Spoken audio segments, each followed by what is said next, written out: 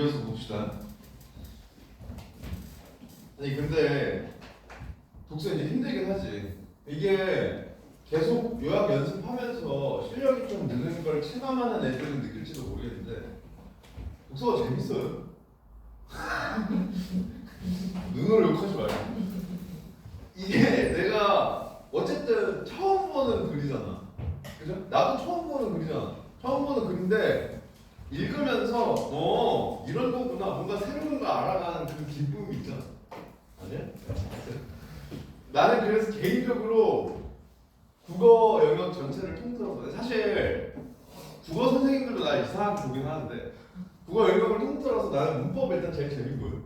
왜냐면 문법은 내 지식이 모든 걸 다 뚫어내잖아. 약간 그 쾌감이 있어요.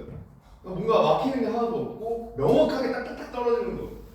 그 다음에 독서도 내가 글을 읽으면서 이해했던 내용이 선지에 그대로 나와서 고개를 끄덕이면서 탁탁탁 지워나갈 때 그 쾌감이 있어요. 나는 개인적으로 시험을 기준으로 해요. 시험을 기준으로는 문학이 제일 재미없어요. 왜냐면 문학은 그렇게 딥하게 묻지 않아.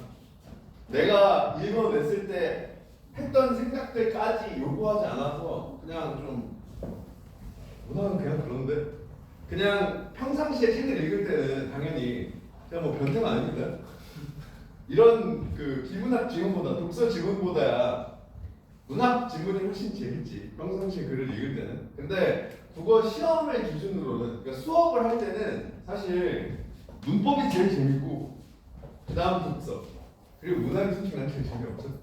자, 너네도 그 기쁨을 느꼈으면 좋겠다고. 이게 약간 읽으면서 뭔가 점점 내가 예전이랑 글을 바라보는 시선이 달라지는 걸 체감할 때, 그때 좀 자연스럽게 동기부여가 돼.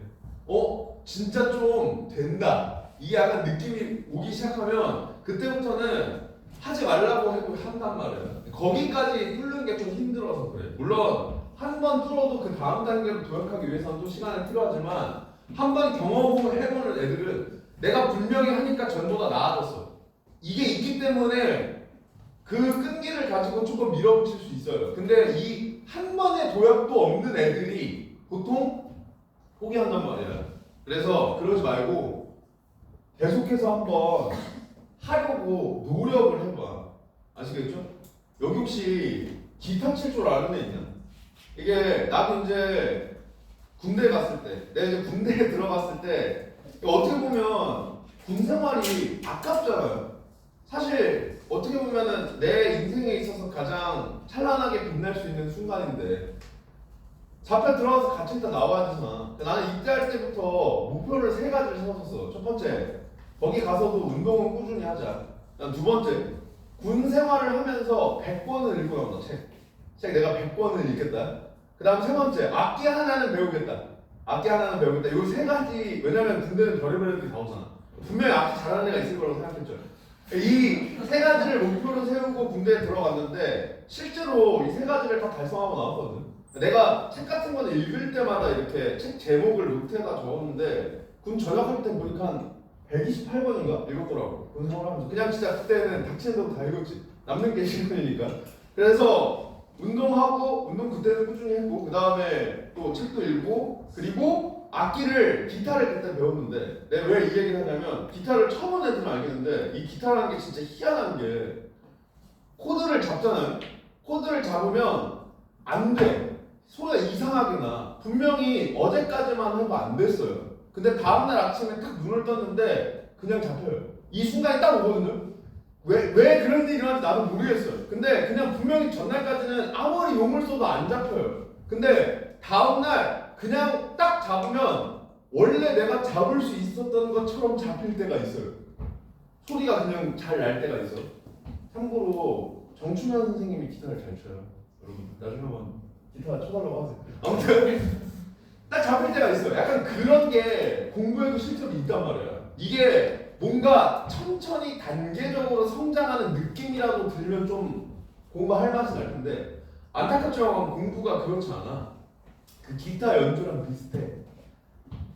내가 조금씩 소리가 좋아진다, 이 느낌이 드는 게 아니라 그냥 안 나. 띵 이런 소리만 안 든단 말이야. 근데 어느 날 눈을 떠서 탁 잡으면 그 코드를 잡았을 때 청아하게 소리가 탁 난다고. 그게 공부에도 있어. 그래서 그걸 한 번만 딱 여러분들이 경험하면 그 이후부터는 그 경험을 동기부여 삼아서 밀고 나갈 수 있으니까 노력을 해야 돼. 알겠죠? 어느 순간 탁 잡히기 위해선 매일같이 잡으려고 노력했어야 돼. 그냥 한 번 잡고 안 되고 한 번 잡고 안 되고 하다가 어느 순간 된다? 이건 아니란 말이야. 계속해서 노력을 하다가 어느 순간 딱 잡히는 거란 말이야. 그러니까 여러분들이 공부를 할 때도 끊임없이 이해하려고 노력하세요. 아시겠죠? 어느 순간 내가 분명히 예전이랑은 좀 다르다. 이게 탁 올 때가 있어요. 아시겠죠? 자, 보겠습니다. 보증이란 채무자가 채무를 이행하지 않으면 그 채무를 다른 사람이 대신 이행하기로 하는 것. 자, 이게 솔직히 까놓고 얘기해서 채무를 전혀 모르잖아요. 채무가 뭔지 아예 몰라요. 그러면 이걸 이해하기가 힘들어. 그죠? 뭔 말인지 모를 거예요. 왜냐면 채무자 채무 안 풀어줬잖아. 각주도 안 달아줬고 변현정이 안 해주잖아요. 그죠? 그러니까 바꿔 얘기하면 이 정도는 알 걸 전제하고 낸다 이거야. 그러니까 내가 얘기했죠. 배경 지식은 쌓여왔어야 돼요. 반대로 얘기하면 선생님 저는요 채무를 모르는데 평가원 이거 저희를 너무 과대평가하는 거 아닌가요? 채권의 개념은 기존에 수도 없이 기출됐죠. 그리고 배경 지식을 쌓아가기 좋은 지문이 내가 1, 2학년 지문이라고 했죠. 1, 2학년에서는 실제로 이런 거 다 하나하나 개념 정의해서 심지어 그냥 채권이랑 채무를 다룬 지문도 있어요.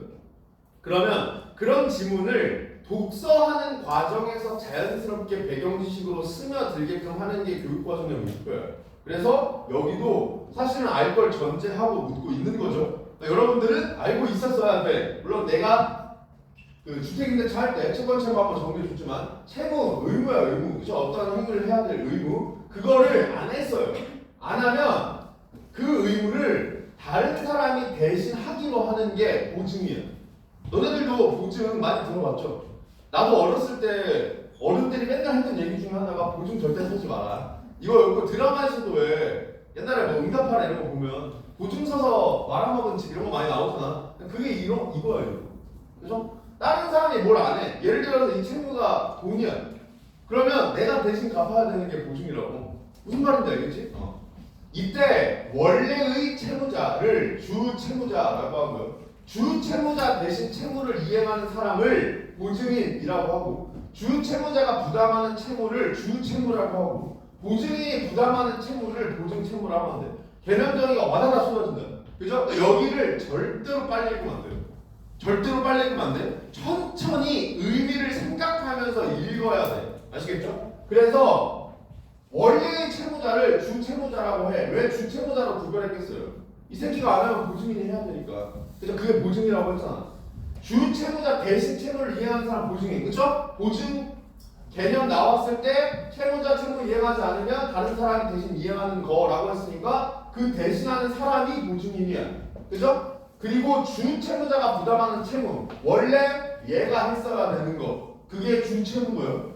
보증인이 부담하는 채무. 이 새끼가 안 하면 이제 얘가 똑같은 거 해야 되죠. 그거를 보증 채무라고 한다고.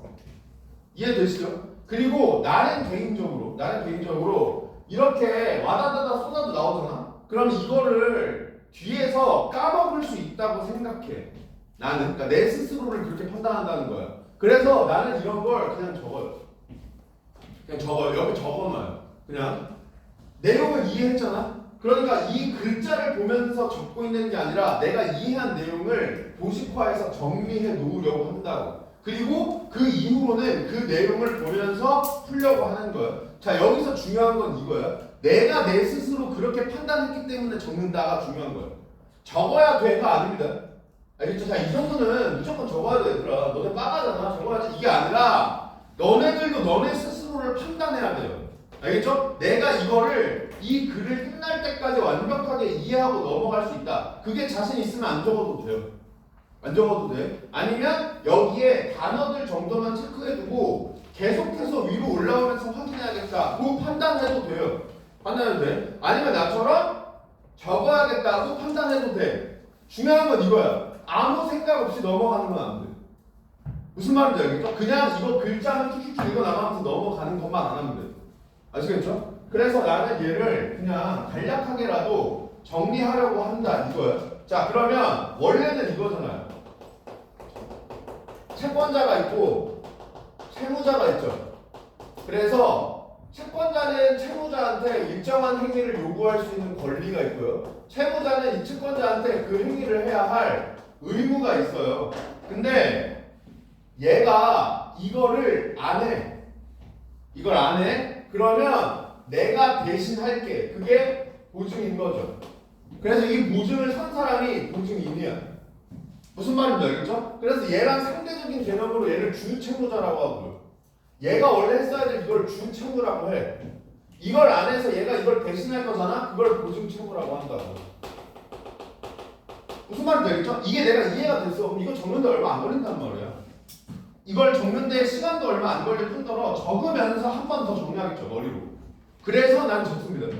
무슨 말인지 알겠죠? 그래서 나는 얘 개인적으로 저렇게 적어놨어요. 보증은 담보 기능을 수행함으로. 자 여기서 내가 이거 왜 색깔 표시가 안 되니? 가를 떠올려야 돼.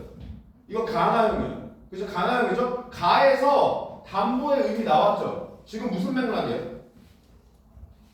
채권 맥락이죠? 그럼 이때 담보 무슨 뜻이에요? 채권 실현 가능성 보장이야. 납득이 안 돼. 되죠? 보증이 뭐 하는 건데? 이 새끼가 안 하면 내가 할게 이거죠? 얘가 안 하면 내가 할게? 그건 뭐야? 얘의, 그러니까 채권자의 채권 실현 가능성을 보장하는 거잖아. 이 새끼 안 하면 내가 대신 하겠다 이거잖아. 그죠? 그러니까 담보 기능 수행한다. 맞다고. 이게 납득이 돼야 된다고. 무슨 말인지 알겠죠? 이걸 딥하게 묻지는 않았지만 원래 의도는 이거라고요. 아시겠죠? 이걸 알아야 된다고. 담보 기능을 수행함으로 주 채무가 소멸되면 보증 채무도 당연히 소멸돼요. 납득되는데. 보증 채무가 뭐였어요? 얘가 이거 안 하면 내가 대신할게죠. 근데 얘가 그걸 했어요. 내가 할 필요 있었어. 없다고. 무슨 말인지 알겠죠? 이렇게 의미를 생각하면 되더라고요. 보증이 성립하려면 채권자와 보증인을 당사자로 하는 보증 계약이 필요해. 자, 그러면 여기서 나는 개인적으로 아까 얘를 적어놨잖아요. 그러니까 쟤를 보면서 이걸 확인한다고. 아, 결국 이 보증 채무도 보증 계약이 성립해야 얘가 생기는데 이 보증 계약을 누구랑 누가 맺냐? 얘랑 얘가 맺는 거예요. 무슨 말인지 알겠죠? 그래서 나는 여기서 특이하다고 생각했단 말이야. 왜냐면 나는 원래는 어떻게 생각했었냐? 얘네 둘이 맺을 거라고 생각했단 말이야. 네가 나 대신 이것 좀 해줘라 라고 계약을 맺을 거라고 생각했는데 지금 확인해보니까 얘랑 얘가 맺는 거네. 채권자랑 맺는 거네. 이게 나는 개인적으로 특이하다고 생각했다고요. 근데 봐라, 이게 특이하다고 생각했기 때문에 이거랑 관련된 여기서 안 넘어가는 거거든요. 이게 아까 내가 얘기했던 오답을 이유잖아요. 귀여워. 그죠? 반대로 얘기하면 이걸 아무 생각 없이 글자로 읽으니까 이걸 아직도 틀리는 거야. 내 생각엔 그래. 아니 솔직히 까놓고 여기서 내 생각엔 칸트가 훨씬 어려워. 지문이 훨씬 어려워. 근데 걔네들이 문제는 왜 그러니까 칸트가 이것보다 더 많이 맞췄냐? 거기는 글자로 접근해도 답을 고를 수 있는 문제들이 있었거든요. 내 생각엔 그래. 그래서 그게 오답률이 더 낮게, 그러니까 정답률이 더 높게 나온 거지. 아니 이게 훨씬 쉬워. 내용 훨씬 쉬워. 근데 이거는 그냥 아무 생각 없이 글자를 눈으로 훑어읽으니까 이런 데서 넘어가는 거라고 나는 생각한다고. 그러니까 너네들도 너네 스스로에게 물어보라고. 이게 이상하지 않다고 생각했을 수 있어요. 당연하죠 선생님. 보증은 원래 둘이 쓰는 건데요. 뒷돈 굴고요. 난 몰랐단 말이야. 근데 만약에 알았다면 체크했는가 이거를 체크하라고. 무슨 말인지 알겠죠? 보증계약이 필요하다. 보증계약은 보증인에게만 채무를 발생시켜요. 납득하는데. 보증인에게만 채무를 발생시켜요. 무슨 채무? 보증채무. 그죠? 보증인만 얘 대신 내가 할게 라는 의무가 생기죠. 채권자한테는 새로운 의무 생겨 안 생겨? 안 생기죠. 그러니까 유상계약이 아니야. 자 여기서 가 물어보죠. 유상계약은 뭐였어요? 서로 대가 주고받는 거죠. 그럼 여기서 유상계약이 아니다 무슨 뜻이에요? 채권자는 하는 거 없다 이거죠. 채권자는 대가 뭐 줄 거 없다 이거죠. 이는 주 채무자와 보증인 간의 보증의 대가를 지급하기로 하는 계약이 별도로 체결되었다도 마찬가지다. 이게 그냥 당연하다니까. 당연한 말이야 그냥. 당연한 말이야. 자, 저기서는 얘를 설명하는 거죠. 얘네 둘. 그죠? 얘네 둘을 보면 야, 너 진짜 보증계약 맺어서 보증채무 져줄 거야? 고맙다. 내가 돈이라도 줄게. 만약에 이렇게 했다고 쳐. 그래도 여전히 이거는 유상계약이 아니죠. 왜? 그래, 여전히 얘는 주는 게 없어요. 그죠? 자, 이거 기준으로 다 고르면 되잖아. 그죠? 가나를 바탕으로 할 때 기업의 이유를 고르래. 그럼 이유 뭐예요? 보증인에게 대가를 지급할 의무를 지는 사람 누구예요? 그렇지, 주채무자죠. 주채무자. 보증계약의 당사자가 아니야. 맞아, 틀려? 맞죠? 그러니까 보증계약의 당사자 만약에 주채무자가 보증계약의 당사자라면 얘도 대가를 주고 보증인도 대신해줄게 라는 대가를 줄 테니까 유상계약일 수 있지. 근데 얘는 보증계약의 당사자가 아니잖아. 따라서 얘가 대가를 지급한다고 해도 보증계약의 당사자인 채권자는 보증인에게 여전히 대가를 주지 않죠. 그러니까 서로 대가를 주고 받아야 되는 유상계약이 여전히 아니라고. 무슨 말인지 알겠죠? 정답 2번이야. 이걸 70% 부정타인 거예요. 이해가 안 돼요. 자, 어쨌든 너네들도 틀린 친구들이 있을 수 있겠지. 그죠? 그럼 중요한 건 이거야. 내가 설명하는 걸 듣고 그렇네. 정답은 2번이겠네 라고 생각하는 의미가 없어요. 너네들은 왜 그 생각을 못했는지를 생각해야 돼. 예를 들면 내가 아까 이야기했던 여기서 얘네를 잡지 않았다든지 이걸 그냥 글자로 읽고 넘어갔다든지 아니면 유상계약이 뭔지 제대로 떠올리지 못했다든지 가를 놓쳤다든지 이유가 있을 거라고요. 그죠? 이유가 있을 거라고. 내가 지금 너네들한테 법과 관련된 지식을 설명함으로써 이걸 납득시키는 게 아니죠. 지금 그냥 글의 내용만 가지고 보고 있는 거잖아. 반대로 얘기하면 너네도 할 수 있어야 된다니까 이거를. 그죠? 근데 못했죠. 못했으니까 틀린 거잖아. 그러면 뭘 못했는지 체크해야 된다고. 아시겠죠? 그래서 그걸 할 수 있게 만드는 게 공부다라고 했습니다. 그래서 정답 2번. 자, 그 다음 보증계약에 대해서는 보증인 보호를 위하여 법적 규제가 적용되는데 이건 받아들이면 되죠. 보증인 보호해 주려고 하는구나. 우선 민법에 의하면 보증계약을 할 때 일반적인 계약서와는 달리 자 이런 거 표면에 대조적 정보 중요하니까 체크하라고 했고요. 체크하라고 했고 계약서가 작성되어야 하고 여기서 못 떠올리라고 했어. 보증계약은 계약서가 작성되어야 돼. 그럼 일반적인 계약은요? 안 작성해도 돼. 이걸 한번 환기하고 넘어가라고. 알겠죠? 한번 환기하고 넘어가라고. 계약서가 작성되어야 하고 여기에는 보증인의 서명이나 기명 날인이 있어야 되는데요. 서명을 알 거고 기명 날인이 뭐야? 그렇지. 이름 적고 도장 찍는다. 알겠죠? 이름 적고 도장 찍는다. 그러니까 여기도 마찬가지로 글자로 읽을 필요 없어. 그냥 너네들 머릿속으로 떠올려봐. 어떤 내용인지 알겠죠? 어떤 내용인지 알겠죠? 이거 잘못하면 죽되잖아요. 그죠? 그러니까 얘네들을 보호하기 위해서 뭣도 모르고 하는 바보 같은 새끼들 있을까봐. 그죠? 얘네들을 보호하기 위해서 첫 번째 계약서 무조건 작성해야 돼. 또 이 계약서에 서명이나 기명 날인이 있어야 돼. 이걸로 보호하려고 한다 이 얘기라고. 무슨 말인지 알겠죠? 이를 위반한 보증계약은 무효야. 그죠? 그러니까 이렇게 안 하면 무효야. 무조건 저렇게 해야 된다 이 뜻이죠. 무효이지만 보증 채무가 이행되었으면 자 글자로 읽으시면 안 돼요. 보증 채무가 이행됐다는 게 무슨 말이에요? 그렇지. 이미 대신 뭘 했어. 이 뜻이잖아. 그죠? 대신 뭔가를 했어. 그러면 무효를 주장할 수 없어. 그러니까 이미 한 걸 물릴 수는 없다 이 얘기예요. 무슨 말인지 내가 대신 뭔가를 했어. 그러면 그때는 만약에 이걸 위반했어도 무효를 주장할 수 없다고. 무슨 말인지 아시겠죠? 이미 했으니까. 주채무가 주채무자의 사업과 무관한 금전 채무이고 야 어려워 보이지만 사실 그냥 의미 생각하면 아무것도 아니다. 그죠? 뭔가 노리고 싶은 게 아니다 이 얘기잖아. 그죠? 내 사업이랑 무관한 돈과 관련된 채무다 이 뜻이잖아.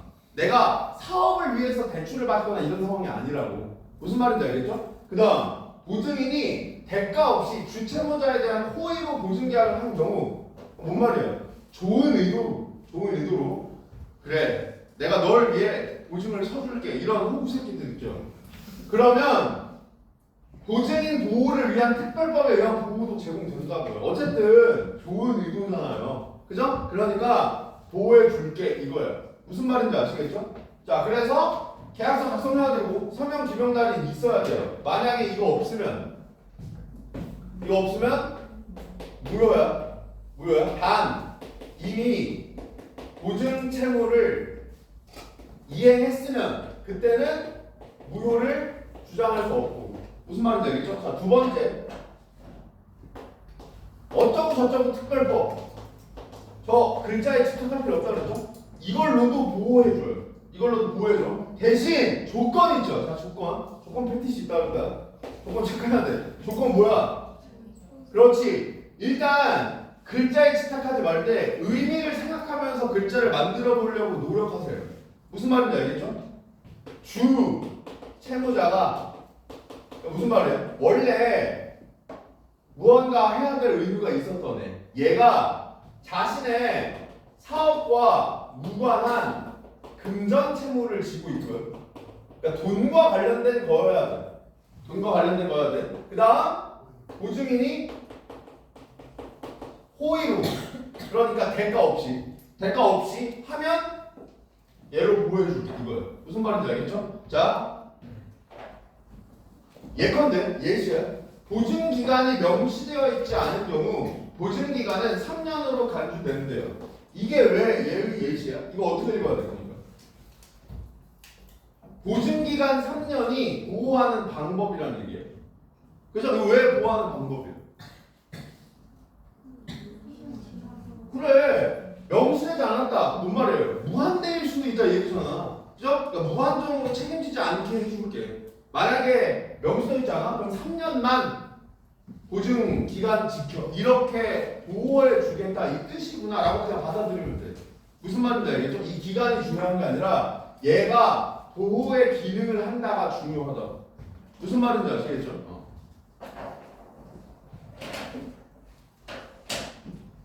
자, 채권자가 주 채무자에게 주 채무의 이행을 청구하지 않고 곧바로 보증인에게만 보증 채무의 이행을 청구한 경우, 자, 역시 케이스야. 그죠? 그리고 머릿속으로 생각해. 저 무슨 말인지 알겠죠?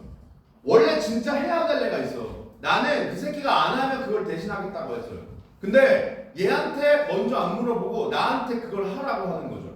그럼 내 입장에선 그건 부당하지 않아. 부당하겠죠. 그러니까 보증인은 주 채무자가 강제 집행 대상 재산을 보유하고 있음을 채권자에게 증명하여 보증 채무의 이행을 거절할 수 있는 권리가 있대요. 이 문장 엄청 길잖아. 그죠? 이거 한 문단의 절반 이상이야. 그냥 한 문장이. 그죠? 그러니까 이거를 그냥 글자로 쭉쭉 읽고 있으면 안 돼. 머릿속으로 생각해야 돼. 이거죠. 자, 예를 들면은 얘가 1억을 빚졌어. 안 갚으면 내가 대신 갚겠다고 보증을 섰어. 근데 얘한테 물어보지도 않고 나한테 1억을 갚으래. 그럼 나 어떻게 할 수 있다는 거야? 이 새끼 돈 있어요. 이렇게 할 수 있다고. 무슨 말인지 알겠죠? 얘 돈 있어요. 그거 팔면 1억 나와요. 이렇게 얘기하면 당연히 나는 벗어날 수 있겠지. 그거 팔아서 갚게 하면 되니까. 나는 얘가 안 할 때 할 거잖아. 무슨 말인지 알겠죠? 그 뜻이라고 이렇게 이해하면 된다고.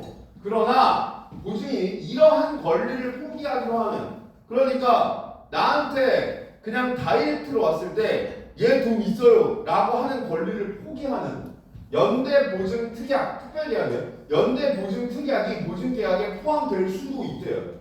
이런 걸 왜 하는지 모르겠는데 뭐 이유가 있겠지. 뭐 법적으로 나도 잘 모르겠어요. 이게 필요한 경우가 뭐 있겠지. 어쨌든 이게 포함될 수도 있어. 이러한 특약을 한 보증인인 연대보증인. 자, 그럼 연대보증인은 누굴 얘기하는 거야? 연대보증 특약을 한 애야. 그리고 얘는 중요 정보였죠. 아까 우리 이미 봤어, 문제에서. 그죠? 연대보증인은 채권자가 곧바로 주채무 전액에 해당하는 돈의 지급을 요구하더라도 이행을 거절할 수 없다. 그죠? 당연하죠. 얘가 포기한 게 뭐야? 그렇지.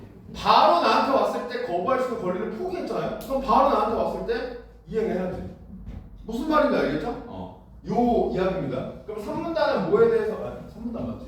3문단은 뭐에 대해서 나온 거야?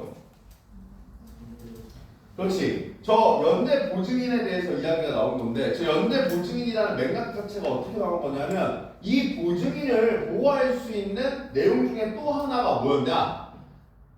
채권자가 주 채무자한테 채무 이행을 요구하지 않고 나한테 곧장 네가 해 라고 했을 때 거부할 수 있는 권리가 있었다고요. 그죠? 그래서 주 채무 이행 없이 보증 채무를 이행하라고 하는 요구를 거부할 권리가 있다고요. 어떻게 거부해? 저 새끼 돈 있어요. 강제집행, 재산 있다는 걸 증명함으로써. 그죠? 근데 이 권리를 포기할 수도 있다고요. 포기할 수 있다고? 이걸 포기하는 게 뭐야? 연대보증특약이야. 그리고 이 연대보증특약을 한 사람이 연대보증인이야. 그럼 연대보증인은 저 권리를 포기했으니 다이렉트로 나한테 와도 의무 수행해야 된다. 그죠? 자, 연대보증인에게도 보증인 보호를 위한 특별법이 적용되는지가 문제가 되는데, 그러니까 여기서 말하는 보증인 보호를 위한 특별법 뭐야? 2번이야, 2번. 그죠? 2번. 저게 적용되는지가 문제가 되는데 어떤 해석 방법을 따르느냐에 따라서 결론이 달라질 수 있대. 자, 여기서 또 무슨 생각해야 돼? 가 생각해야 돼. 그죠? 가의 해석 방법 3개 나왔었죠? 물리, 그 다음 체계, 그 다음 역사. 그죠? 물리 해석은 뭐였어요? 일상적 의미. 그죠? 글자 그대로, 문자 그대로. 체계적은요? 맥락고려. 그죠? 역사적은요? 그렇지. 입법 과정의 논의. 그죠? 자, 지금 너네들이 나한테 대답한 거 잘했어요. 이게 외운 게 아니잖아. 그걸 너네들이 무슨 암기과목 공부하듯이 이걸 외워서 풀어야지라고 생각하고 하는 게 아니잖아. 읽으면서 자연스럽게 들어온 거죠. 이게 시험장에서 배워야 된다. 무슨 말인지 아시겠죠? 다른 날에 따라 결론이 달라질 수 있어. 위 법률 제2조가 그 적용 대상인 보증계약을 주 채무자가 금전 채무를 이행하지 않는 경우 그 채무를 보증인이 이행하기로 하는 계약이라고 규정하고 있으나 이렇게 읽으면 안 되죠. 이렇게 규정하고 있대요. 그럼 이거 그대로 읽는 게 뭐예요? 그렇지, 물리해석. 그럼 잘 생각해봐. 물리해석 입장에서 연대 보증인에게 적용돼 안 돼? 안 되죠. 이 이야기를 하고 있다는 걸 알아야 돼. 그죠? 왜? 얘 의미를 잘 생각해봐. 주 채무자가 원래 해야 될 새끼가 금전 채무를 이행하지 않으면, 주 채무 이행하지 않으면 보증인이 보증 채무 하기로 하는 계약만 보호할 거야. 근데 연대 보증인은요, 이걸 포기하면요. 그러면 이 계약은 이 새끼가 이행하지 않아도 나한테 바로 이행하라고 요구할 수 있잖아. 그 특약 때문에. 그죠? 그럼 이 계약에 해당하지 않죠. 그냥 문자 그대로 해석하면. 따라서 물리 해석을 하면 연대 보증인은 보호하지 않는다고요. 무슨 말인지 알겠죠? 이렇게 하면 연대 보증인은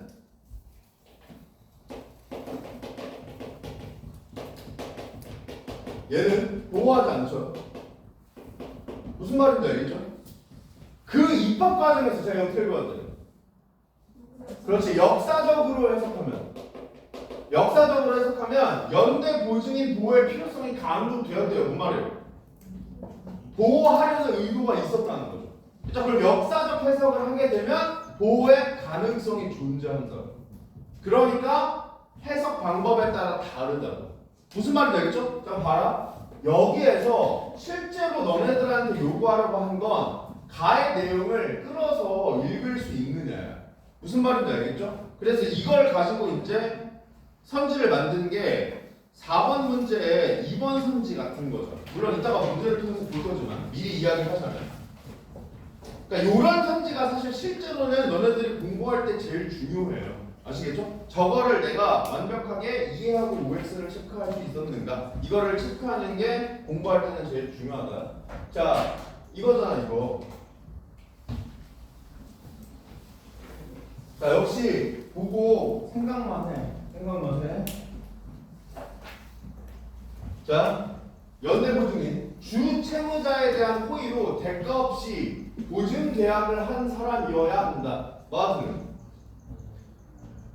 야, 연대보증인이 무조건 주 채무자에 대한 호의로 대가 없이 보증 계약을 한 자여야 돼. 일단 연대보증인이 누구였어? 그거 생각해봐. 그래, 연대보증 특약을 한 애야. 그죠? 연대보증 특약의 조건에 얘가 있냐고요? 없잖아. 그죠? 그 다음에 보증인 보호를 위한 특별법 제2조의 물리 해석에 의하면 이거 물어본 거라니까. 사실 이 선지가 제일 중요하다고. 이 문제 전체를 통틀어서 얘를 정확하게 체크할 수 있는지 이 법에 적용 대상에 해당한다? 반대죠. 그죠? 자, 그 다음에 채권자가 주 채무자에게 채무의 이행을 청구하지 않는 한 보증 채무의 이행을 거절할 권리가 있다. 맞아요?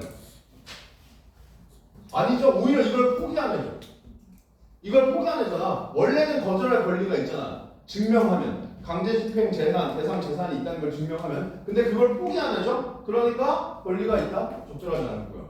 채권자와는 보증 계약을 하고 채무자와는 연대 보증 특약을 함으로써 야 연대 보증 특약 누구랑 하는 거겠어요? 얘랑 하는 거겠죠? 왜 이거 어디다 붙이는 거야? 여기다 붙이는 거잖아. 그죠? 보증계약의 특약으로 붙이는 거잖아. 그죠? 그러니까 연대보증 특약도 얘랑 하는 거겠죠. 날라가는 거예요. 그 다음 채권자가 주 채무자에게 채무의 이행을 청구하여 그 채권이 실현되면 더 이상 보증 채무를 이행할 의무가 없다. 맞아요. 당연하죠. 당연하죠. 그러니까 무슨 말이에요? 보증계약으로 발생하는 게 보증 채무야. 보증계약에 붙이는 게 연대보증 특약이죠. 근데 어차피 보증계약으로 발생하는 보증 채무는 얘가 안 하면 내가 대신 하는 거잖아. 근데 얘가 그걸 하면 내가 할 이유가 없잖아. 무슨 말인지 알겠죠? 그러니까 당연히 정답은 5번이라고. 그러니까 이것도 그냥 보증계약, 보증 채무의 본질적인 내용을 갖고 있는 거잖아. 무슨 말인지 아시겠죠? 그래서 정답은 5번 이렇게 되고요. 자, 그 다음 보기.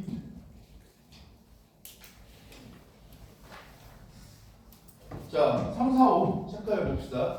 일단 원래 내가 풀라고 하는 방식대로 다시 한번 접근을 해보면 보증계약서에 병의 서명은 있고 연대 보증 특약이 없어요. 이게 뭔 말이에요? 그렇지. 거절할 권리 있는 거죠. 연대 보증 특약이 없으니까 을에게 강제 집행 대상 재산이 있음을 병이 갑에게 증명했더라도 병은 갑이 요구한 1,000만 원의 지급을 거절할 수 없다. 그럼 이건 너네들한테 뭐 체크하라는 거예요? 일단 우리 아까 사실 갑 을밖에 안 받았잖아요. 그죠? 그러면 병이 보증계약했는지 체크해야 돼. 그죠? 병이 보증계약했는지 체크해야 돼. 그 다음에 만약에 보증계약을 했으면 증명하면 1,000만 원 지급을 거절할 수 있겠죠. 그죠? 이 내용이 일단 우리들 머릿속에 있잖아. 그죠? 그럼 얘를 확인하기 위해서 보기를 보는 거예요. 확인하기 위해서 보기를 보는 거야. 자, 그래서 아까 우리가 여기서 매매계약 체결했다는 거 알고. 근데 갑이 을에게 대금 채무에 대한 담보를 요구했대요. 담보를 요구했대. 을은 병에게 보증을 사달라고 부탁했고요. 보증을 사달라고 부탁했고 병은 을에 대한 호의로 대가 없이 보증계약을 했대요. 자, 이건 어떻게 읽으면 돼요? 그렇지. 저 어쩌고저쩌고 특별법 보호 대상이다. 그죠? 이에 갑이 을에게 예술품의 납품을 시작했고 을은 2년 동안 갑에게 대금을 잘 지급했어. 근데 이후 2년 동안 갑이 예술품을 1년에 한 점씩 납품했으나 대금을 지급하지 않아서 돈 달라라고 요구하고 있대. 그러면 지금 병이 보증계약을 했고 특별법 보호 대상이라는 걸 알 수 있죠. 그리고 연대 보증 특약은 안 했다라고 했죠. 그러면 만약에 강제 집행 대상 재산이 있음을 증명하면 저 새끼 돈 있어요. 이거 증명하면 바로 돈 줄 필요 있어 없어? 없죠. 그러니까 거절할 수 없다가 틀렸잖아. 그죠? 정답 3번 이렇게 보면 됩니다. 무슨 말인지 알겠죠? 나머지 좀 체크해봅시다. 보증 계약서가 작성되지 않았고 연대 보증 특약이 없는 경우. 자, 그럼 봐봐. 계약서 작성 안 됐어요. 뭐예요? 무효야 그냥 이미. 그죠? 잡아야 돼. 무효야. 이거는 필요 없어. 필요 없어요. 어차피 무효야. 그죠? 병이 을을 대신하여 갑에게 1,000만 원을 지급했으면 자 근데 이건 뭐예요? 그렇지. 보증 채무 이행이에요. 그죠? 대신 이미 갚았어요. 그럼 어떻게 돼? 무효 안 된다 그랬죠? 무효 주장할 수 없다. 맞죠? 무슨 말인지 알겠죠? 그 다음 보증 계약서에 병의 서명도 날인도 없지만 뭐예요? 무효야 무효. 그죠? 이거 무조건 있어야 한다 했잖아. 없지만 연대 보증 특약이 있는 경우 어차피 이것도 신경 쓸 필요 없죠. 이게 무효니까. 그죠? 보증인 보호를 위한 특별법 제2조를 어떤 방법으로 해석하든 병은 갑에게 1,000만 원 지급할 의무가 없다. 맞아 틀려? 맞죠? 왜? 무효니까. 무슨 말인지 알겠죠? 자, 요거 좀 확인하면 돼요. 자, 이제 정석을 알려준다. 알겠죠? 실제로 이 문제를 풀 때 가나 읽고 여기에 적용해 라는 출제 의도를 그대로 적용할 때 당연히 이렇게도 풀 수 있어요. 이렇게도 풀 수 있어. 풀 수 있는데 만약에 그렇게 푼다면 이렇게 풀어야 돼. 일단 접근 방법은 똑같아요. 접점 찾는 겁니다. 다른 상황에 적용하기라는 출제 의도는 바뀌지 않으니까 지문의 내용을 보기에 적용하면서 읽어야 돼요. 그러면 지문의 내용이 보기에 적용된다는 뜻이고, 그럼 둘 사이에 접점이 있다는 뜻이라고 했죠. 접점을 잡으면서 읽어야 되고, 접점을 잡으면서 읽는다는 건 결국 무슨 말이라고 했어요? 지문에 나와 있는 정보로 치환하면서 읽어야 돼. 이해되시죠? 자, 그럼 이렇게 읽는 거야. 근데 여기서 이제 가나를 가져오려야 된다고요. 가나를 가져오니까 무슨 말인지 알겠죠? 그러니까 이게 빡세다고. 그래서 그냥 끊어서 접근하는 게 낫다고 이야기하는 거야. 하지만 원래는 이렇게 푼다를 보여주는 게 의미가 있으니까, 공부할 때 이런 걸 생각해보는 거 의미가 있으니까 얘기해 주는 겁니다. 갑은 자신이 보유한 예술품을 1년에 한 점씩 4년간 을에게 납품하고 그 대금으로 한 점당 500만 원씩을 매년 연말에 받기로 하는 매매 계약 체결. 여기가 이제 첫 번째 접점이죠. 매매 계약이 뭔데요? 그래, 유상 계약이구나. 얘네 둘이 유상 계약을 맺었구나. 갑, 을. 그러면 얘가 물건 주고요. 그죠? 그 다음에 대금 주고요.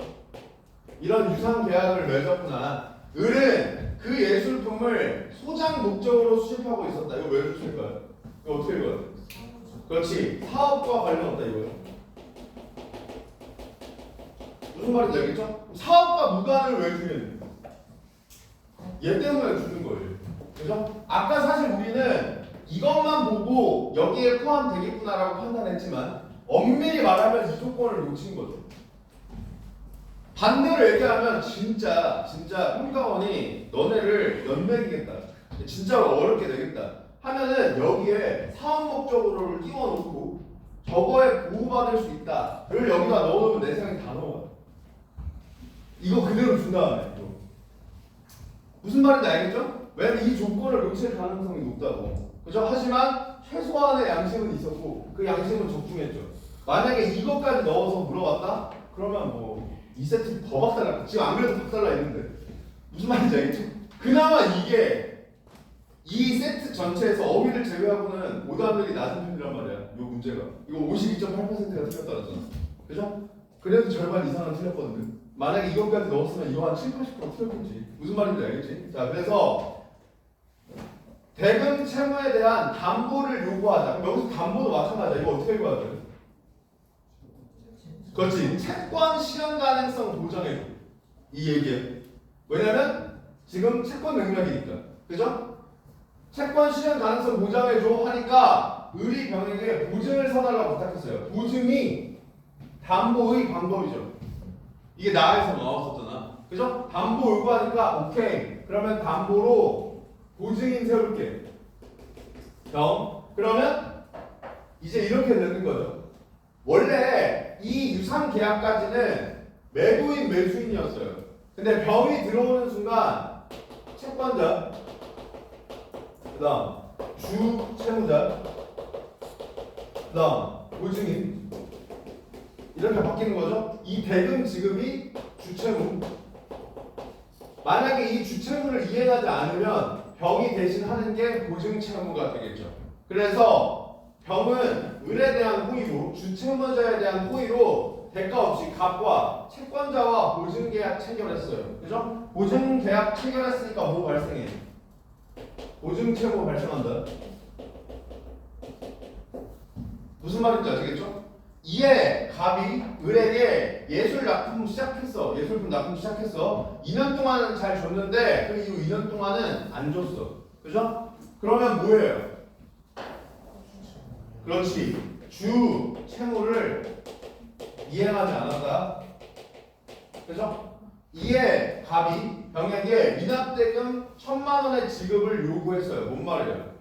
보증채무 요구요.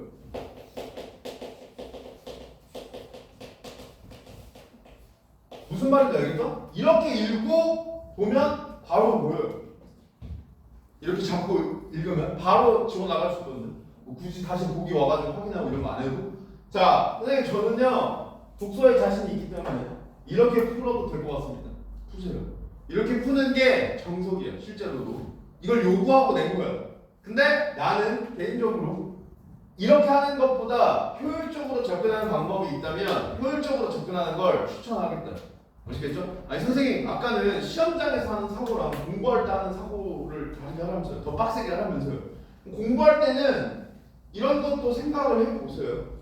이런 것도 생각을 해봐. 알겠죠? 근데 시험장에서 이걸 다 잡아가면서 얘를 확인할 수 있다? 그러면 나를 다 안 놓쳐야 되는데 그러니까 내가 지금 나까지 읽고 나서 이걸 봤을 때 쉽게 얘기하면 가의 내용이 있어야 가와 관련된 것부터 잡아갈 거 아니야. 그죠? 근데 기본적으로 인간은 망각의 동물이란 말이야. 그러니까 너네들이 나를 읽는 과정에서 까먹을 확률이 높다고. 무슨 말인지 알겠죠? 그래서 그냥 끊어서 접근하는 게 훨씬 효율적인데 그 방법을 안 쓸 이유가 없다고 생각한다. 아시겠죠? 참고로 알고 계시고. 자, 넘어가겠습니다. 자, 전개 방식 남은 것만 체크하면 돼요. 남은 것만.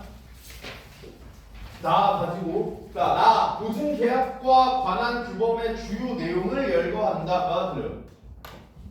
맞죠? 지금 이거는 안 되고 주요 내용들 다. 그죠? 그러니까 정답 1번. 그냥 끝이에요. 이렇게 풀면 돼요. 어휘는 지금 생략한 거고 어휘는 사바사 알겠죠? 그냥 처음에 풀고 들어가셔도 되고 마지막에 풀어도 되고 나올 때마다 체크하셔도 됩니다. 다만 시간이 없으면 무조건 먼저 푸시고요. 네, 시간이 없으면 왜냐면 얘를 맞출 확률이 제일 높으니까. 그리고 하나만 묻는 경우 있죠. 하나만 묻는 경우 그것도 그냥 먼저 풀어. 아시겠죠? 이렇게 5개를 물어볼 때는 너네들 편한 대로 하시면 돼요. 너네들 편한 대로. 자, 이렇게 요 세트 마무리 하고요. 다음 시간에 일단 첫 번째 숙제는 3월 모의고사 독서 파트 전체를 다시 다 풀어오세요. 알겠죠? 그냥 문제 푸는데 집중하지 마시고 최대한 이해하려고 노력해 보세요. 알겠죠? 이 정도 수준까지 바라지는 않을게요. 완벽하게 이해하려고 노력한다기보다 내가 시간을 좀 여유롭게 두고 차분히 글을 읽었을 때는 다를까를 생각해 보라 이 말이에요. 아시겠죠? 그렇게 생각을 해 오시고 그 다음에 교재는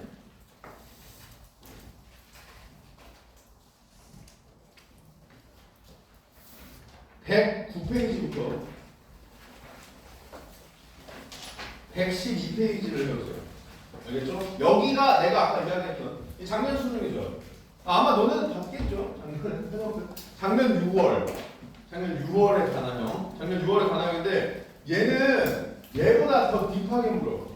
더 딥하게 물어. 가나에 대한 내용을. 그래서 얘까지 보면서 가나형을 완벽하게 마무리 짓겠습니다. 뭐 인문 이런 인문 예술 이런 제재로 쉽게 출제를 해준다? 그럼 감사합니다 하고 마치면 되고 이렇게 진짜로 가나형과 관련된 본질적인 내용을 너네들한테 묻기 시작하면 까다로울 수 있으니까 더더군다나 평가원이 된 거니까 보여준 거잖아요. 우리는 이걸 원한다. 이거 보여준 거니까 실제 그 지문을 통해서 조금 더 까다롭게 나왔을 때도 우리가 풀 수 있게끔. 그리고 솔직히 가나형을 하고 있지만 나를 읽을 때 가가 머릿속에 있어야 된다는 건 가를 요약할 수 있어야 된다는 뜻이라고 했잖아. 그래서 그 내용을 너네들이 외울 수 없잖아. 그죠? 그러니까 가의 내용이 요약이 되어 있어야 돼. 그러니까 우리가 그냥 공부하는 방향이랑도 똑같아. 알겠죠? 그래서 뭔가 가나형을 대비하고 있지만 사실 가나형만 대비하려고 하는 건 아니야. 아시겠죠? 그래서 궁극적으로는 독해 능력 향상에 포인트가 있다. 이건 절대로 잊지 마시고 계속해서 요약하는 거 연습하시고 그래서 지문은 그러니까 교재 지문은 요약까지 해보는 게 숙제예요. 요약까지 해보시고 3월 모의고사는 시간 들여서 천천히 읽어만 보세요. 알겠죠? 천천히 읽으면서 내가 이해할 수 있는 부분이랑 이해가 안 되는 부분만 분류한 상태로 오시면 돼요. 아시겠죠? 그래서 다음 시간에 3월 모의고사를 다룰지 안 다룰지 정확하게 이야기할 수는 없어요. 왜냐면 인원이 많아야지 사실 의미가 있잖아. 질문하는 애들이. 그래서 만약에 생각보다 질문하는 애들이 별로 없다. 그러면 그냥 질답으로 처리하고 질문하는 애들이 뒷반 포함해서 뒷반 애들도 많다. 그러면 수업 시간에 뭐 세 질문을 다 다룰 수는 없겠지만 오답률이 높은 거나 아니면 너네들이 제일 까다롭다고 느꼈던 애들 걔네들을 받아서 뭐 확인하는 방식으로 이런 식으로 진행을 하겠습니다. 아시겠죠? 그래서 만약에 3월 모의고사를 다음 시간에 수업 시간에 다루면 내 생각에는 얘를 못할 가능성이 있어요. 얘를 못할 가능성이 있어. 하지만 둘 다 해오긴 해와야 돼. 알겠죠? 뭐가 실제로 수업 시간에 다뤄질 지문일지 지금은 알 수 없으니까. 알겠죠? 양을 슬슬 늘어나게끔 해야 될 거 아니야. 그죠? 언제까지 일주일에 한 지문만 나랑 볼 수는 없잖아. 그죠? 그러니까 모의고사는 마침 또 너네들이 어차피 시험장에서 한번 봤던 거고. 그죠? 걔네들 다시 한번 읽는 걸 원래 숙제에 좀 추가해서 이번 주는 텍스트를 접근하는 양 자체를 좀 늘려놓는다. 이렇게 생각을 아시겠죠? 고생하셨습니다. 다음 시간에 뵙겠습니다.